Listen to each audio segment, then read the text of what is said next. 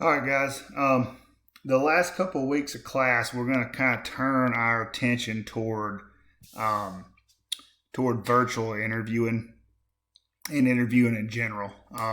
As I said before, the idea in class was that we were going to do in person interviews, but these are going to turn into probably phone interviews. But what we're going to talk about today is the concept of a virtual interview.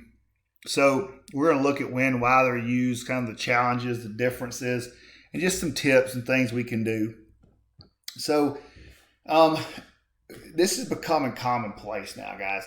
Um, it's hard when you have a large group of candidates to bring them all to wherever you work, and so it's started to be kind of a screening tool or a long distance interview, a way to get to know somebody and determine whether you want to bring them on site to interview them. So you're seeing these things through Zoom, Skype, FaceTime, all these different tools.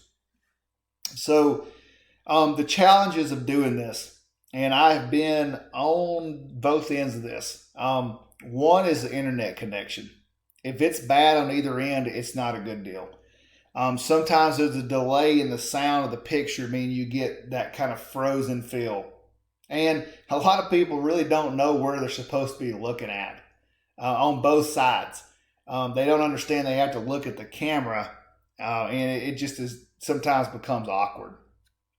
Um, Kind of the differences in them is obviously the human contact is completely different. You don't really have that feel.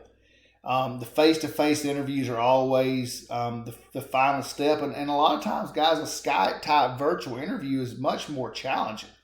It just is. It's just an awkward feeling for both people. And I haven't done a ton of interviews virtually where I have been interviewed, but I have interviewed a ton of people at Reinhardt that we've ended up hiring or not hiring through virtual interviews. And I can probably done 30 of them, and probably 90% of them have not gone very well for some reason out of the control of either party.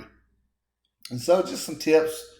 We want to have a professional username that we use on Skype. We want to look at the camera, not the screen. Use headphones. It's going to make things so much better. And then you want to consider where you're interviewing at. I don't want to be interviewing where my kids are running around or my dogs are barking. And we want to practice. We want to make sure we have all the computers or all the programs on our computer are closed up. Um, you want to have your resume, have some notes that you can use, and understand that you want to still dress professionally. Because again, this is a lot of times what, if you've made it to the virtual interview, a lot of times you've probably made it into the top 10% of who they're looking at. And so you're trying to make it into that final group of three or so people that they bring to campus. Um, and you want to dress for success. You want to be professional. You want to have yourself groomed. This is your first visual impression of somebody. First time they're actually going to see you, and you want that to mean something. Now, ideally, we can't do this, so we're still going to practice this through Interview Stream.